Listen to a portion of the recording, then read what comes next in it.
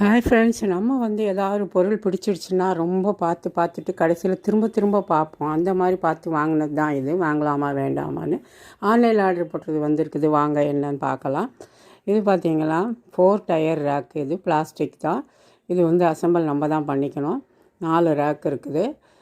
இது இதுக்கு கீழே வீல் கொடுத்துருக்காங்க. 4 வீலு. அதே நம்ம ஃபிக்ஸ் பண்ணிக்கலாம். ஒன்று மேலே ஒன்று வச்சதுக்கு ஈஸியாக தான் இருக்குது. இது அசெம்பிள் பண்ணிட்டேன். இது எதுக்காக வாங்கியிருக்கேன் அப்படின்னு சொல்கிறேன். கடைசியில் ஏதோ ஒரு 4 பட்டன் மாதிரி கொடுத்துருங்க. அது எதுக்குன்னே தெரியல. அது அப்புறம் பார்க்கலாம். வீலை மட்டும் ஃபிக்ஸ் பண்ணிடலாம்.